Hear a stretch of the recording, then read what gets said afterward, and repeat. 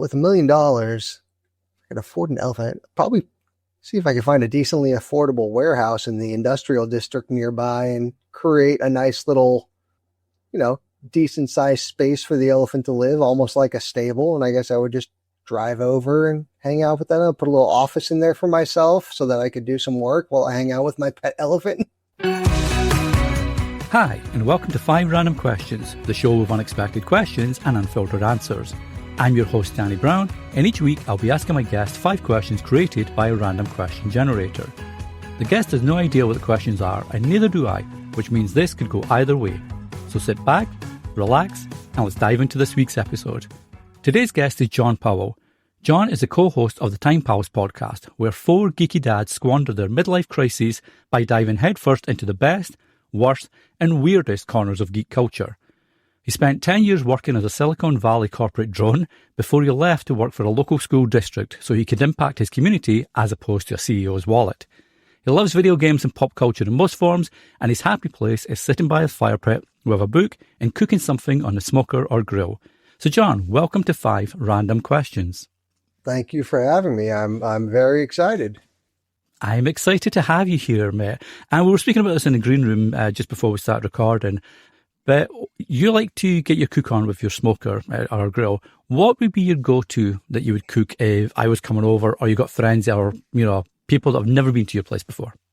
Probably cooking several different chickens. It's one of the things that's kind of nice about having space on the smoker, and with the U.S. economy the way it is for, beef and other things, chicken is still relatively affordable. So, grabbing 4 whole chickens for a reasonable price and seasoning them up each differently and having a bit of variety for folks. That's something that's kind of a go-to for me. Yeah, the pricing is crazy at the minute. I know there was I'm in Ontario, so I'm based in Ontario, Canada, and there's an Ontario subreddit, and it shows you prices from various stores across the region, and it's mad. Like beef at the minute is just out the stratosphere. So yeah, chicken, great, and it's a good little food as well. It's easy enough, to make up. And one thing that I did, like as I mentioned, I've been catching up on your podcast, and one of the recent episodes of Time Pals stated that your favourite TV character sucks. And the one that stood out for me among many good examples was Scrappy-Doo. So what is it about this little dog that seems to rile pretty much everybody up? It's a really good question. The way we usually do the episode formats is me and my co-hosts will each grab, 3, 4, 5, depending on what we're going for length, or if one of us can't make it. So then we're down a co-host. And that was my co-host, Dom's, and I almost don't have an answer, at least an answer that is logical for it. It's just kind of like the character has always annoyed me. It's kind of like they force fed, I don't know, like this nepotistic nephew character into your face in Scooby-Doo. We had a great crew of them, and then all of a sudden here's an extra character. It didn't seem like it was there for, we already had comic relief. That was kind of the entire show, really. And there was some, we seriously need to figure out who the bad guy is. Is it old Mr. Johnson, the farmer? Is it, I don't think Scrappy-Doo lended anything to the series. And I feel like a lot of people felt that way, including, current and future writers, because another thing that my co-host brought up was that in the newer series that HBO made, Velma, in that television show, Scrappy-Doo was the bad guy and was just a being of pure evil. And I think people took that annoying character and said, he is so annoying. What if we just make him a complete bad guy for it? Yeah, I wish I had some sort of justification almost, but I don't really. No, I think you covered it well there. And like you say, I'm from the OG Scooby-Doo series back in the 70s, basically, watching it in the UK. And for me, I think He reminds me, I'm a big Star Wars fan, he reminds me of the Jar Jar character. That you had your established characters and maybe he was put in there for comic relief and, merchandise or whatever. So I don't know, maybe that's it. But yeah, Scrappy-Doo is just one of these characters that seems to, there's very few people I know that actually like that character, or tolerate him anyway. Yeah, I don't think of anybody. I mean, I've seen plenty of people with Scooby-Doo tattoos and things like that. I don't think I've ever seen anybody with a Scrappy-Doo tattoo. Yeah, exactly. Or it's like coloured out, scrapped over or whatever. But I like that. And as I mentioned, and obviously I'll be leaving the links to your podcast in the show notes. But that's a fun episode to listen to if it's one of your first that, you catch up on the episode. But speaking of episodes, it's your time to jump into the 5 random questions hot seat. So if you're ready, John, I will bring up the question generator and we'll see where we go. By all means, sir. Okay, let's have a look then. Question number 1. Kind of a superpower, maybe? I'm not sure. But question number 1, John. If you're invisible for a day, what would you do? Oh, that is nothing nefarious. I'll start off by saying that. Nothing evil. But, I mean, there would be... No, chaos is too strong of a word. I'm a big practical joker. At least I used to be. I found that now as a father... I'm surrounded by people who don't like that. So finding a way to pull off some overall innocent practical jokes on people for the day and at least making myself laugh, readjusting things on their desk if they leave for the bathroom or something innocuous. Turn off the microwave when they're heating up their food and they come back. I swear I'd hit start on the microwave. And then they, I almost miss being able to pull small little pranks on people, and the ability to get away with that relatively scot-free for 24 hours would be fantastic. Well, you mentioned there, because obviously you've got kids now, you've got 3 kids. So maybe some of your practical jokes that you would have done previously are less, to do now. But maybe going back before kids then, would you have done something more nefarious? Would you have just done something, not to hurt people, obviously, but, would there be stuff that you would have done differently then as opposed to now? Oh, absolutely. As a suburban youth who idolized Jackass, I mean, the amount of absolute stupidity, I would have happily snuck into my friend's house, and then when they were in the shower, just gave them a swift tap right in the balls and then walked away. I mean, just something completely assholeish, just snuck in, popped a couple of firecrackers on the floor while they were asleep and then left. Really, yeah, it's stuff like that. Again, nothing that was, I would say, truly dangerous. I always at least had somewhat of a mind for the safety of others, safety for myself a little bit less so, as I think a lot of us were prone to in our youth.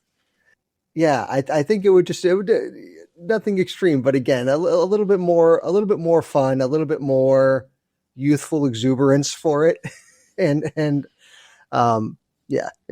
Well, it's funny you mentioned Jackass. I love that show. And again, when I've been in Canada 20 years now, so my time watching Jackass was primarily in the UK before I moved over, and then watched some over here, once I moved over. But they always use them. I always see these little memes online where it's basically a simple statement. It's like, this is why women live longer. And then you see the Jackass guys doing stupid shit, right? It's just, this is why we die, why we get hurt, why we get injured.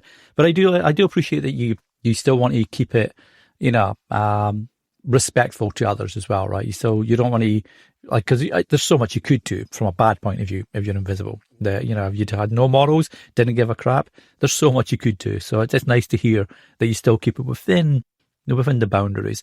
And I guess because you've got 3 kids, is there one thing that would not set your kid off in a bad way, but that would be like the best thing to do to them because you were invisible? So my oldest plays violin in orchestra and several mariachi groups. I would absolutely detune her instruments when she wasn't looking. Just not a ton, enough to where just a couple twists back in, but enough to make her sit there and wonder, like, didn't I prepare? I swear I just did, I did my waxing, I did my this, I did on it, and I made sure it was in tune. But doing something like that and doing it, I almost want to say repeatedly through the course of the day, towards you're like, no, I know I just did it. Now something's going on. That's probably, that would probably drive her nuts. And I would enjoy doing that. And then pay the price afterwards when she exactly finds out. As proud as I am, it was like one of my proudest parenting moments that she got first violin at university, orchestra, and all of that stuff. I would still absolutely love to screw with her on that. Love it. I love when, like, parents, you can always tell a parent because they know the kids well. I love it that you do something that would be fun but still really mess up, because it's something that she knows that she did. Like you mentioned the microwave earlier, right? You put the stuff in the microwave and it's not cooking. What happened there? Yeah, I enjoyed that one. It's a good one. It's a nice, easy one. I feel nice, good one to kick things off with. So let's have a look then at question number 2. Okay, question 2, John. If you were asked to teach a class, what class would you teach? So, I have always wanted to, and just the way my life kind of flowed, I've always wanted to be a history teacher. I found that history is one of the things that is incredibly lacking in the American education system.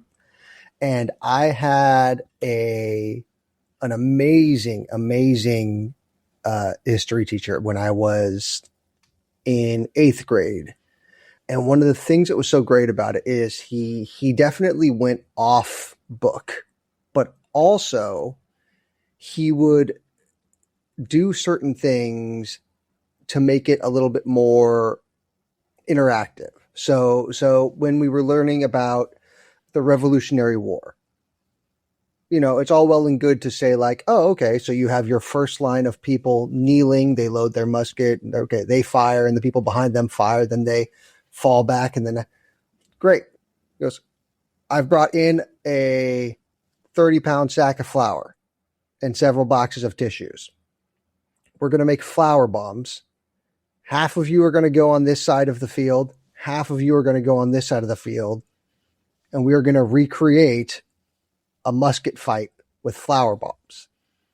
And so I'm sure to the rest of the school, if people are walking by looking, seeing just a bunch of kids kneeling, throwing flour bombs at each other, and then falling back in line, and then the next line.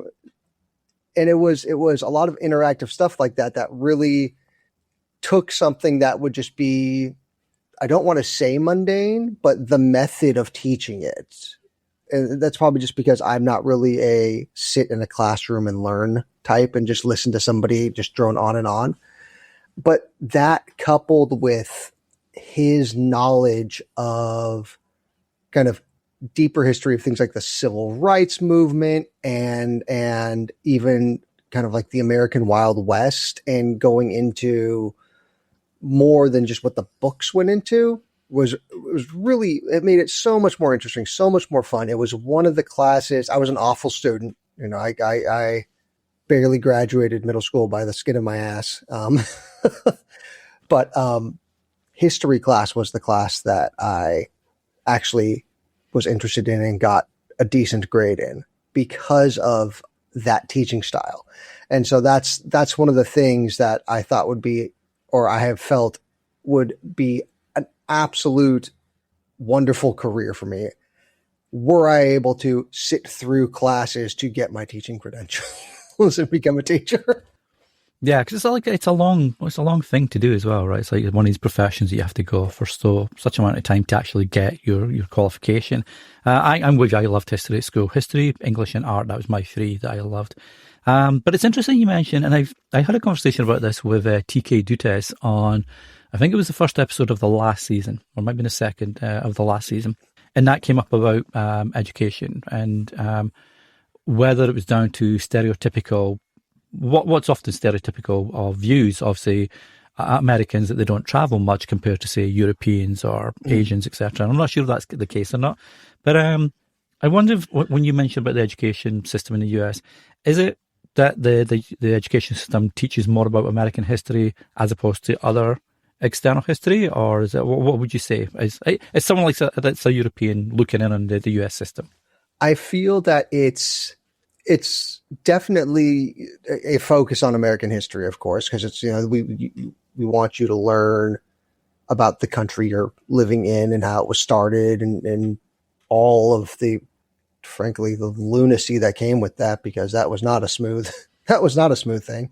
But all of it, be it U.S. history, be it world history, seems to be so tightly focused through like a filtered lens. It's the way, it's the same idea of, mostly in other countries, I hear this now, all of your news is filtered. All of your news is controlled. All of the things that you're learning are controlled. It's whatever they want to put in the books that are being sold to you. And I feel like it, especially when it comes to the natives and people of color's experience in the United States, it's extremely filtered. I think when I grew up, the most important black man I learned about, I want to say, was George Washington Carver. And that's because he created peanut butter. And everyone's like, oh, peanut butter. We all love peanut butter. We're kids.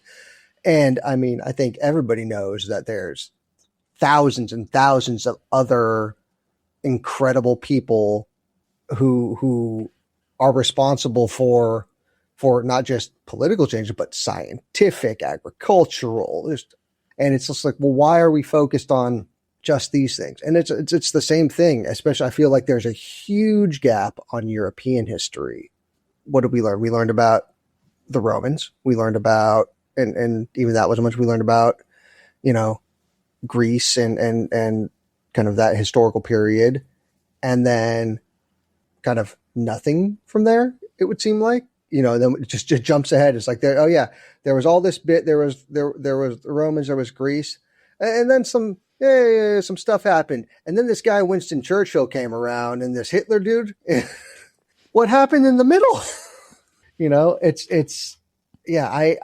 do understand that there's obviously a ton of material to cover, so you have to be somewhat selective.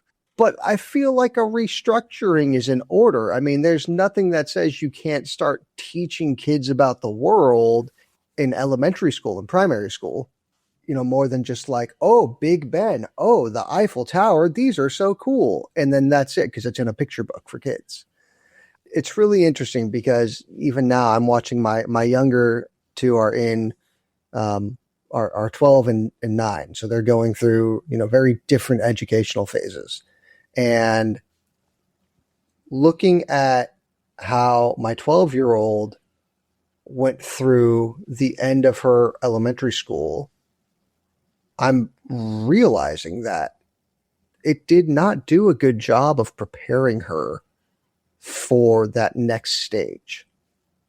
And then looking at what she's learning in this middle school, I do not think that it is properly preparing her for high school, both from kind of like a workload perspective, as well as just like the breadth of education of the topics she's learning. So, I mean, saying you should restructure the entire U.S. education system is probably a big ask. Say so. I'm not sure what I would really do with that, but it's interesting because I feel like it's changed even a significant amount since I was in school, and that's been a couple decades. I don't know. I don't know if it's like an overall. I don't know. Sometimes I feel like I let internet and news propaganda get the better of me, and I think things to myself like, oh, they are purposely trying to dumb us down. They are lessening education so that they can. And then I'm like, okay, well, let's not get sucked down a rabbit hole and then spend 12 hours on Reddit reading conspiracy theories, and I have to kind of pull myself out of that. No, and especially Reddit can be a crazy place, as we both know. It's interesting you mentioned about the learning about other countries or other continents' histories. I know, like here in Canada, there was a big reckoning. I'm going to say about 4 or 5 years ago, maybe a little bit less, but certainly in that time frame, about how the Indigenous people and the First Nations of Canada were treated, and how kids were pulled from their families and put into these Reformation schools that were led by the church, etc. And not a lot of Canadians knew the full horror, and I certainly didn't as someone coming into Canada. I've been here 20 years, but what I've found interesting following that, so there's been a big conversation about reparation, to First Nations people. But in the schools, so my daughter's elementary school, she's in grade 8 now, she'll be starting high school next year. But obviously they're teaching the kids about that and having conversations about that. But they're expanding it and using examples of other countries. So the Australians and how they are racist towards the Aborigine people, the British and how they were horrible to the Indians that they colonised, in the last century, for example. So it's interesting. I feel sometimes it might take a bad thing to happen to learn, more about your country and how its place in the world as well, I was always curious because I when I think of the US education, I think of John Hughes movies from the 80s, right? That's my take on the US education system. And I know that's a very, glamorized, ideal world kind of thing, So yeah, but it's always interesting. I always like hearing about other countries and what they do. But yeah, that was like, I think, overhauling an education system, it's one of these things that, it's probably above our pay grade, mate. But, be nice, be nice. But speaking of education, it's time to be educated on your answer for question 3. And that was a really bad segue. I'll have to work on these. Terrible, terrible pun there. Question 3, and it's a music one. I always love when a music one comes up. Question 3, John, what is your favourite song of all time? Oh, my. I feel like I could almost tell you which of my children is my favorite easier than that. Jeez.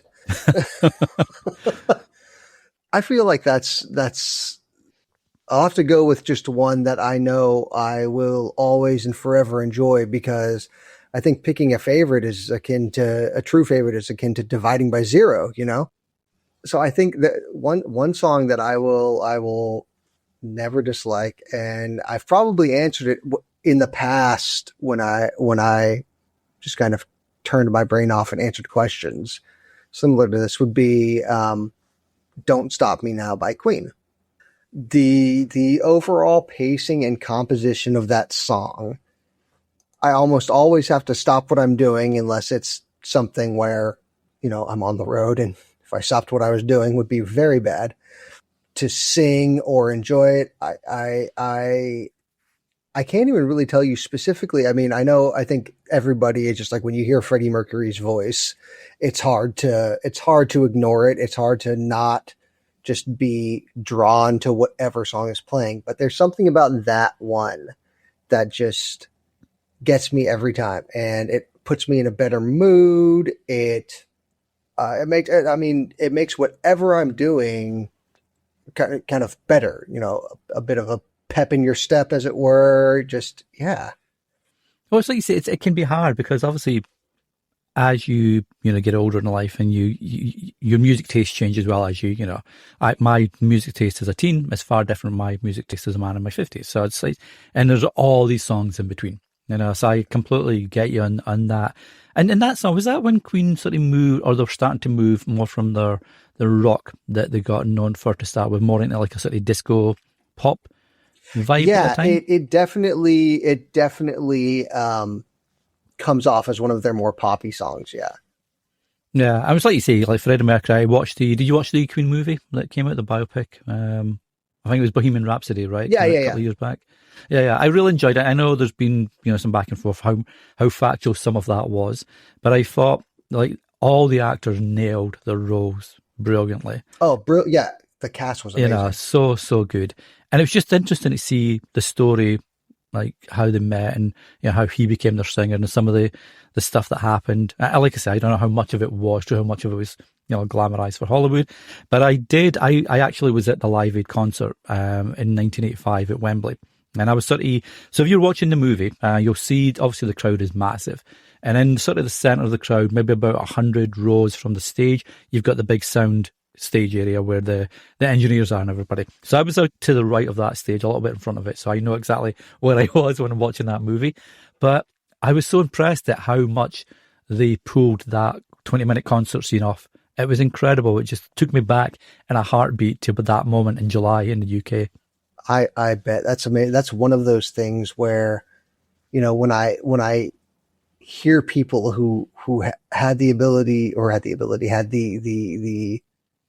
I don't know, the luck, the fortune of being alive when Queen was at the height of their fame, and being able to not only see them just in, you know, a regular arena or a decent sized concert hall, but I mean, to see the show that you saw, I'm blown away, because that's something that you know, I would kill to see Queen live with Freddie Mercury. It's the same thing with I mean, I'm sure we all feel that way about a lot of musicians who, you know, over the years we've oh, you know what, I can't get off work for this, or oh, it's too far away, I wouldn't make it in time, and then that happens for sure, and unfortunately then somebody passes away. You know, I never got a chance to see Ozzy Osbourne. I never got a chance to see Ronnie James Dio. I'm finally going to go see Rush for the first time this October. And that's a close second to Don't Stop Me Now, which is 2112 and the Temples of Syrinx by Rush. It's able to reach out and touch the one leading the pack there. But the fact that Neil Peart passed away, it's like, I'm like, I wish I would have done this years ago, but I still am going to love seeing Rush in concert. And I knew as soon as I saw that the tickets were up, I'm like, this is my last opportunity for that. And the drummer they've got in, like, she's amazing. Yeah, she is really, really good. Yeah, I was curious about it. I'm like, oh, who is drumming for them now? And I saw some clips. I saw some clips from the actual shows, and then just clips of her. And I was like, holy shit, she is amazing. This is, oh, it's good. I don't need to worry about that. I'm just going to go and enjoy this concert. And I'm taking my girlfriend, who's never listened to Rush before. Oh, wow. Yeah. And so I think that's a baptism of fire. Yeah, exactly. I was like, this is something I've been waiting for years and years. And this is going to be your first experience of it. I'm going to enjoy that. That's amazing. No, I think it'll be a blast. It'll be amazing, because obviously you've got the two front guys and the drummers are excellent. So it'd be excellent.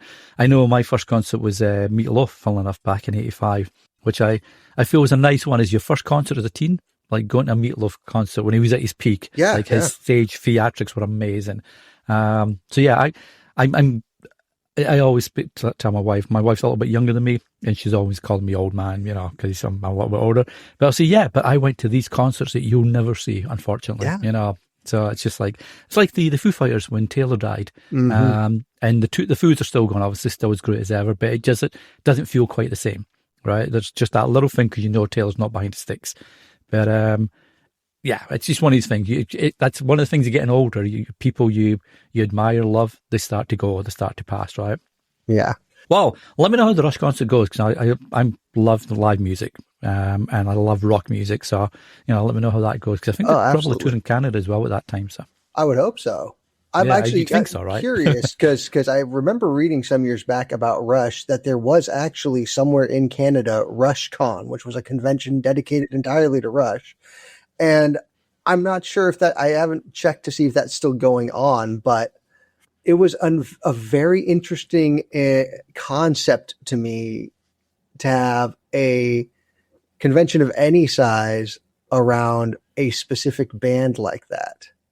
And it just really kind of points to the popularity of, I mean, you know, especially the home field popularity of Rush. So I would hope, because it's the 50th anniversary tour. So I'm expecting it to be big, and I would really hope they did some amazing shows up north. Yeah, I'll look at once we finish recording. Actually, I'm going to check that out. I didn't know they were touring this year, but yeah, I will definitely check that out. I'll go myself. I don't care. That'll suit me. But I like that. So, like I say, I always like it when a music question comes up. This part is brought to you by someone awesome. We'll be back with more questions in a sec. Welcome to Movie Bread Club, a podcast where we review and chat about movies. Without the spoilers. Each episode will talk about a recent release And a retro classic that deserves another look. Or in my case, a first watch. Frankly, I can't believe this is a children's film. It contains one of the most upsetting scenes I've ever seen in cinema. Expect some movie news. It's going to be a Murder, She Wrote movie. No way. I didn't hear this. A bit of nonsense baked in. Marty! Marty! You left your table tennis racket. And more bread-based puns than you can shake a baguette at. Plot twist. Cheese twist. You'll laugh. How dare you? My husband's a good boy. He's a good man. Don't you know? That's exactly what Kirsten Dunst really sounds like. You'll cry. If you don't cry at the end of E.T. or Toy Story 3, there's something wrong with you. There is something wrong with you. You'll hurl. And I just projectile vomited everywhere. IMAX employee with an earpiece appeared out of nowhere and was like, get out of here. I'm Lee Casey. I'm Jen Jones. And I'm on Bashar. This is Movie Bread Club. Hey there, Danny here, with a very quick interruption. And I promise this is less awkward than it sounds. If you're enjoying 5 random questions and thinking, hey, this was worth at least the price of a coffee, well, you can actually tip the show. It helps keep the lights on, the questions weird, and the podcast proudly independent. Totally optional, no pressure, zero guilt, but hugely appreciated. Just head on over to 5randomquestions.com/support. And whether you donate or not, thanks for listening. And now, back to this week's episode. So on that note then, let's have a look at question number 4. Yeah, okay. I'm not sure if a million's a big enough number these days. So anyway, I'm rambling there. John, question number 4. If you won $1 million playing the lottery, what would you do? So interestingly enough, another question similar to this came up on Reddit the other day for a significantly higher amount. And then I was going through the math of certain things, age versus retirement versus my current salary and things like that. And I had settled on $1 million would be the right amount for me to place in it's a very boring answer. It's a very boring answer to put into my bank account and pull out just $2,000 a month to supplement my income and effectively put me into net positive each month. So I didn't have to do any sort of side gigs or I have a pretty sizable comic book collection. And so now that I've gotten older, I've realized these are just sitting in boxes. They do me no good. It brings me no joy and I don't interact with them. So I'll sell them. So a little bit less pressure to sell those, it's like I said, and you said in my intro, I work for I work for a school district and I think school district employees, from the teachers, maybe not the top folks. I've seen those salaries. They're doing okay. But the rest of us, especially in an incredibly expensive place like the San Francisco Bay Area where I'm from, the salary does most of, your bills. So I was looking at them like, what would it take me to be, just comfortable, have a bit of money to do something fun or go on a small holiday without, having to save up. I could just pull a little bit of money out. The interest on it would be nice year over year as well, make a little bit off of that. But yeah, it is a relatively boring answer because 1 million would be kind of the perfect amount. And I did that math against, the next 40 years for myself. Well, that's why I said, I'm not sure if $1 million is a good amount anymore. I mean, if we're speaking about this maybe 5 years ago, like you say, put it in the bank, get a nice interest account where it's actually the interest is paying your wage, essentially, if you wanted it to be. Like you said, you use it to top up your income, which is nice because you work for a local school district. So you continue to do that. Because I know sometimes people, when they win a decent chunk on a lottery, they say, okay, that's it. I hate my job. I'm out of here. Get out of here. But you love what you do. I do. And it was very much, I enjoyed making Silicon Valley money. I don't think anybody wouldn't.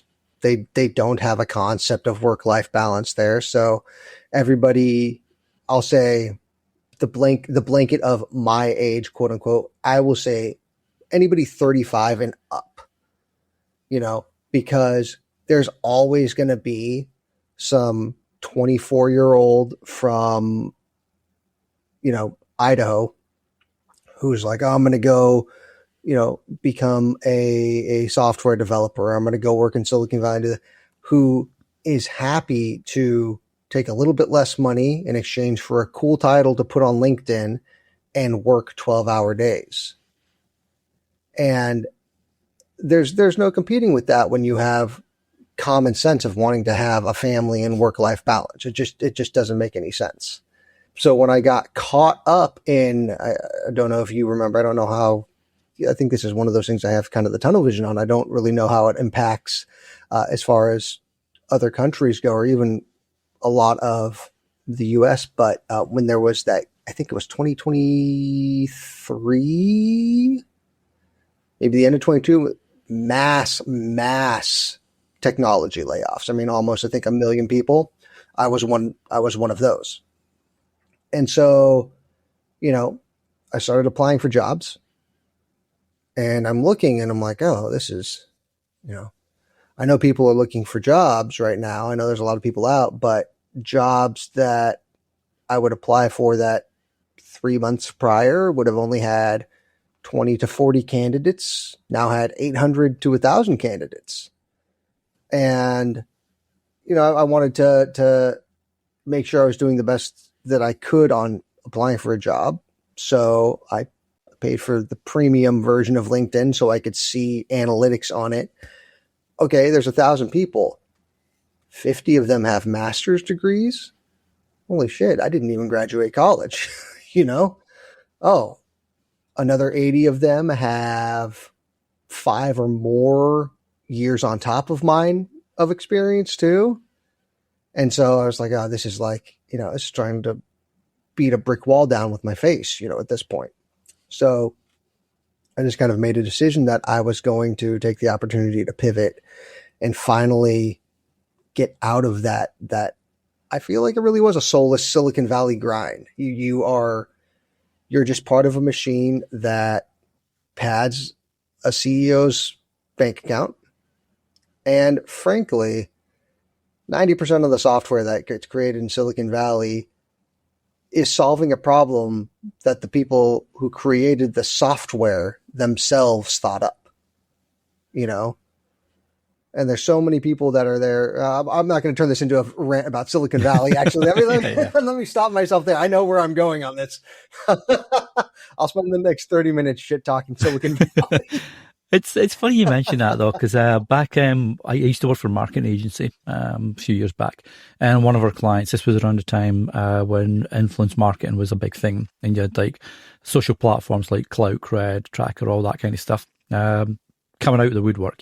And one of our clients was one of these platforms, and the main guy, wasn't CEO, but one of the main execs or whatever, would email you 1 in the morning, then 4 in the morning, 10 in the morning, 7 at night, emails all over the place. You're thinking, do you ever sleep? When do you sleep? And it got to the stage where my boss just cut the client basically because he was being ridiculous, and like you say, to your point about work life, I think as you get older as well, you appreciate it. And certainly when family comes along, I used to commute 2 hours each way every day for the first 3 years of my kid's life. So I missed a lot of big moments, and it sucked the life out of me. And when I quit, it was the biggest, it was like a massive weight was lifted off me. I'm sure you were the same. Even though you got let go, it wasn't ideal, but I'm sure looking back now, that was a good thing that happened to you. Absolutely. And the like, it was just like you said, a weight, that decision to say, you know what? No, I'm not going to keep applying to go back to some company where I feel the same way. I feel just, one of the many nameless people working there. That was so incredibly freeing. And I know that at my job now, it's it's a big school district. There's, several thousand employees. I'm very sure that all except for, I don't know, maybe 40 people there know who I am because of just the way it's structured, because I work specifically in purchasing. So the way the approval flow is structured and how it, goes from the teacher to the school administrator to this, to that, to me, most people don't interact with me. It gets funneled very tightly, because otherwise I would just have people just fucking coming every direction at me. But it's okay because I get to look at these things. And like I said, a big driver for me was looking at the way the world is and realizing that there's a certain amount of effort that I feel people haven't been making in their communities, which is focusing on your local community. And for me, that's not necessarily just the city I live in. I mean, I'm sure, that the Bay Area is a very densely populated, and just city next to city, next to city, next to city, just all crammed together. But being able to review these contracts, vet the people that are coming into the schools, ensure that we're spending our money as best we can to make sure it's benefiting the kids as much as possible. It's even though I have to be a bad guy a lot, I do a lot of saying no. There's a lot of things that get delayed up to the wire because I'm telling people like, no, we need to do this. We need to do that. No, your person cannot start without a valid contract. It's a lot of tedious work, but it's rewarding because when I talk to school administrators who put these requests in and they're telling me, I'll see a really cool performance coming to the school and I ask, oh, how did it go? This looked amazing.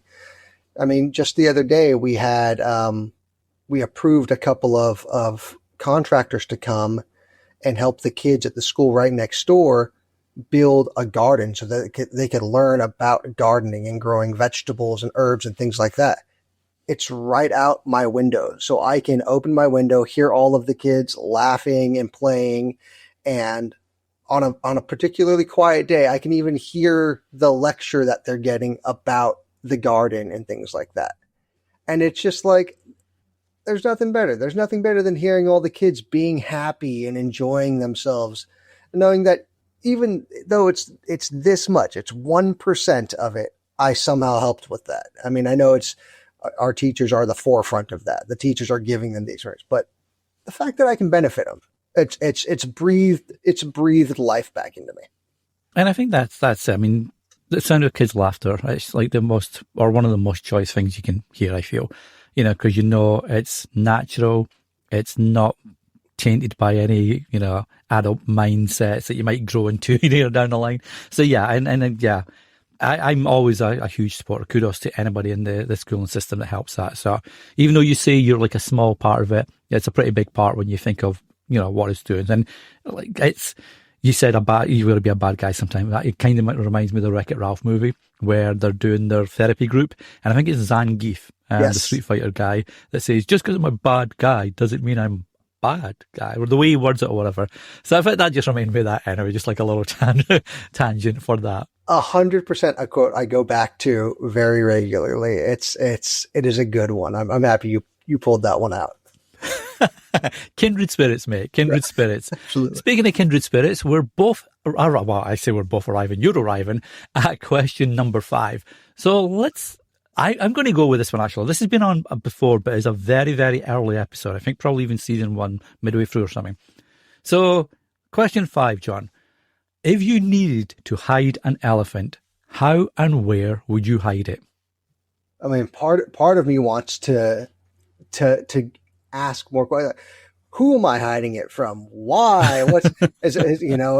Are we dodging ivory? What's going on? Can I just stick them in the house? Or there's so much clarification that I want. So I guess let's maybe clarify a little bit for you. Let's see, you really want a pet elephant, but your girlfriend hates elephants. And you've won the $1 million lottery that we just talked about. And you thought, you know what, screw it. For my first purchase, I'm going to get me an elephant. Go. Huh. maybe instead of hiding it, it's more of a misdirect. I've bought an elephant, but also look, here is a brand new car or a brand new Tiffany bracelet. Just look over this direction, you know. The Tiffany bracelet's at the end of the elephant's trunk. Yeah. And hopefully her vision is so, you know, that wouldn't work though. She's not, she's very, she likes some jewelry things, and she's got her piercings and things, but she's not really a material person. So that would be a poor one. Well, with $1 million, I could afford an elephant. Probably see if I can find a decently affordable warehouse in the industrial district nearby and create a nice little, you know, decent sized space for the elephant to live, almost like a stable. And I guess I would just drive over and hang out with that. I'll put a little office in there for myself so that I could do some work while I hang out with my pet elephant. You know, I don't know if there are any laws in California about riding an elephant down the street. That'd be awesome. In my city, there are definitely people just kind of up in the hill areas. There's several smaller ranches, and there's people that are riding their horses around through, you know, the other. I went to we have a lot of wonderful street vendors, and I went to go get tacos a couple weeks ago and turned around and boom, there's two guys on horses at 9:00 at night going to pick up tacos. If I could do that with the elephant, then I mean, a drive-through with an elephant. Yeah, exactly. Take him out for a quick walk. Bring him to the local schools so they can see an elephant. At the same time, I would be concerned about the liability. I've seen enough videos of like elephants charging people in Southeast Asia that I'm like, oh, maybe that's not a good idea. Well, and they're big old beasts as well. That's right. They're not the smallest of things. No, yeah, that's why I think it's if I'm spending the money on an elephant, I need to spend the money on a proper place to house it. And I think that the hiding of it would just be saying, yeah, I am driving to work every day. Well, that was going to be a kind of like a little follow-up question, because I mean, I guess at some stage you're going to have natural things that you can be doing, you know, when you're going to visit the elephant. So you could be going just grab some groceries, or like you say, you know, kind of work coming back. But would there ever be a time maybe where your girlfriend's getting a little bit suspicious? Well, why are you going out and disappearing for an hour or two at a time? Because I know you're not going to work, you're not at the gym or whatever. So I am an awful liar to the point where, and fortunately, my younger brother backs me up on this every time, which I greatly appreciate. I just start laughing when people ask me questions, to the point of it just immediately getting guilty. And there's been so many times where my brother has had to tell my parents, like, no, he's telling the truth. I would get found out immediately. I am so bad at I cannot lie most of the time. There's certain times at work where I'm trying to spare somebody's feelings about things, but yeah. So I think there would not be there. The first time she asked, the ruse would be up. Yeah, guilty. It may just be easier building an extension in your backyard or something. Yeah. You know, just like, let's be done with it. This happened. Let's do it. Let's deal with it. I mean, it could also be one of those situations where I tell her the truth and it's so unbelievable that her response is, oh, fine. If you don't want to tell me, then don't tell me. And I'm like, well, yeah, I bought a warehouse and I've got my pet elephant in it. She's like, what? Shut up. What do you do? Why won't you tell me? I'm like, I'm telling you. Well, if you do win that $1 million, again, you know, keep me updated. I would love to share any updates with your elephant and how your girlfriend accepts that. So that's a nice way to finish off your time, I feel, in the random question hot seat. And thank you for that. As is only fair, because I've had you in the hot seat for about 45, 50 minutes now, it's time to hand the question asking baton over to you, good sir.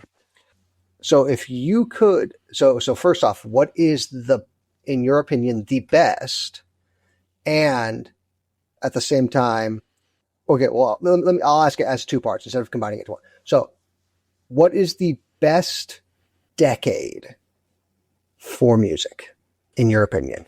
For me, it's an easy one. I'm going to say the 80s. Like, I was born very late end of the 60s, so I was kind of not really into music in the 70s. I was listening to some, but not into it. My teen years were the 80s, and that's, I feel, where a lot of your music is informed. Living in the UK, I kind of covered a lot of genres, if you like. So I got into the New Romantics, so Duran Duran, Spandau Ballet. I guess Aztec Camera would be part of that. And then from there moved into more rock. So like I say rock, where you got Bon Jovi, Def Leppard, AC/DC. You know, I went to the Monsters of Rock concert at Donington for a few years. Always good times there. So I would say for me, 80s for the decade. Okay. And then the follow-up question to that would be, if you could travel back to that period to relive that era of music, but you could not travel back to the present, would you do that? Oof. So I could go back to the 80s, but I can't come back to my time now. You cannot go back. So you would travel back to the 80s. You would be able to experience firsthand that decade of music in its entirety, knowing everything you know now about who, seeing small bands before they got started, but that from that point, you would live out the rest of your natural lifespan. See, this shouldn't be a hard question because I'm a parent. I've got, I'm married, so I've got a family, and I would never ever want to give that up. That being said, like the 80s, for me, the 80s were like, music wise, it was great, but the 80s were also a really, really good time in my life. I was in the Army Cadets, which it taught me a lot about responsibility in, teams and community, etc. I had got my first job, so I had my first love. A lot of major events, if you like, happened in the 80s.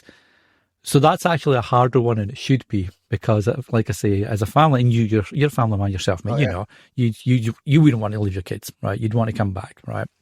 So I'm going to give you two answers, and they're both bad. Well, they're not bad, so they're both a cop-out, sorry. If I was single, yes, 100%. 100% I would go back and I would be super happy and live out my life, at that time. But because I don't have, I've got a family, my two kids who I adore. I just couldn't not come back. I'd either have to banjack them and bring them with me, and they just wake up in the 80s pissed off because now they're having to live through my decade, and then we're all stuck there. Or I would just have to stay. I would love, and then just, stick a Spotify playlist on or something like that, and live vicariously through that one. That would be my cop-out answer. Awesome. I like it. And I 100% understand it. I'm the same way. I'm sure it's the same with you, but the family, the kids are the driving force behind most things. The drive to constantly get promotions and move up and get better jobs and better everything. That happened when I became a dad. The job that I had before I became a dad, I was delivering pizza. And then, I was working in an insurance call center, actually. And that was a step up from delivering pizza. And then from there, I got my first job in software doing customer support. And that was I just kept pushing higher and higher and higher, better wages, better positions, everything, because I wanted to be able to take care of everybody. So, the question, I would give the exact same answer without hesitation. Yeah, and it's like you say, it's like you do things that you don't want to because it's for a better life down the line, right? It's like a tired old saying that you want to give your kids a better life than you had, but it's true. You don't want to spoil them, but you don't want them to struggle either. Yes. So anything you can do to make it simple and a good life, you'll do it, right? It's just a parent thing, whether you're a mum, dad, or, someone that's in that position because the mums and dads aren't around for whatever reason, but they're taking that role on, right? So, but yeah, great question. Something I've never even thought of. Been asked before, obviously, never been asked before, but never thought of. So a great question, especially because of that decade. If I didn't have that decade, easy peasy, but no, that's a good one. So thank you for that, mate. Awesome, yeah. So thanks for that, mate. I really enjoyed that question, and I've enjoyed chatting to you and hearing your answers and how you'd get around some things and maybe not get around some things. For the listeners that want to find out more about the podcast that you run with your co-hosts, find out more about what you do, in general, catch up with you online, connect, etc., where's the best place for everybody to check you out? So for anybody that wants to find us, it's Google is the easiest way, honestly. Just searching up Time Pals podcast. I believe it's Buzzsprout that we use, and that hosts our episodes, but it also hosts links to, all of the other podcast platforms you would use, and our social media as well. If you want to find us on our social media of choice, Time and Pals are separate words. I don't know if it comes up if you search together, but we strive to keep it easy. Yeah, and that's Time Pals podcast. It's as easy as it comes for search. And I'll be sure, as always, to leave all the links in the show notes anyway. So whatever podcast app you're listening on, or if you're listening to this on the website, just check the episode show notes out as always. And all the cool links will be there over to Jon and his co-host podcast and socials, etc. So again, Jon, thanks so much for joining me on today's 5 random questions. Thank you so much for having me. It was a blast, and I did not know what to expect with the questions, but they were a lot of fun, and I was surprised by how fun and how much I had to think for some of these answers. Well, that's always good to hear, and one of the reasons I love this show, because it just gets everybody thinking, which is always nice, and there's no pressure to come up with the best soundbite answer. So I'm glad you enjoyed yourself, mate, and I appreciate it. Thanks for listening to 5 Random Questions. And if this was your first time here, feel free to hit follow and check out past episodes. If you enjoyed this week's episode, I'd love for you to leave a review on the app you're currently listening on. And if you know someone else that would enjoy the show too, be sure to send them this way. It's very much appreciated. Until the next time, keep asking those questions.